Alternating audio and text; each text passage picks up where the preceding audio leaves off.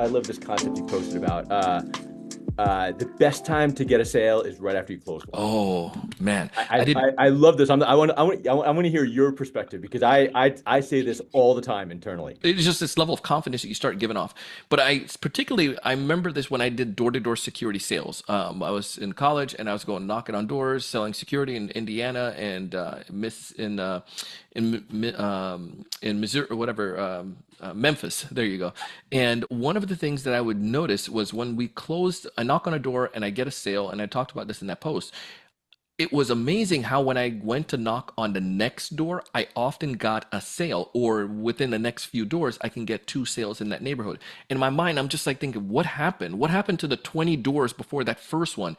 It wasn't the fact that these people weren't home. Sometimes they weren't home, but the point is people were still there, but they weren't saying they weren't ready for it. Or I mean, excuse me, they said no in particular because I didn't I assumed they were going to say no, Tim, Yeah, yeah, and I behave according to that. yeah, I know you're going to reject me, so therefore I'm just going to give my weak sauce pitch. Hey, yeah. we're in this neighborhood, blah blah blah. But when I come to your door and I just sold, your neighbor just invested in it, and they told me the reason why, because the neighborhood is, they want to be more secure. They just had a kid or whatever.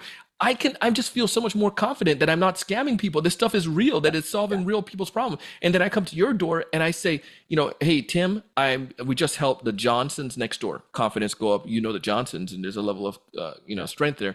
And then I just go into it.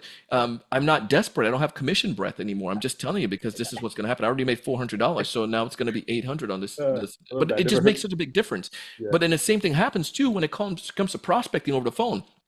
Me and my team, when they were to get an appointment, I'm just like, I don't want that fairy dust to die off. I'm like, go make another call, go make another call, because you're running on this high right now. You want to go celebrate, go ring the bell. But no, let's go make another call right now, because this juice, this fairy dust you have is powerful. Your confidence is so high. You don't need to get another one for today. But this allows for you to be able to behave in such a way that you don't have commission breath, and your capabilities to be able to execute at a confident level just is out the roof. And people can't say no to that.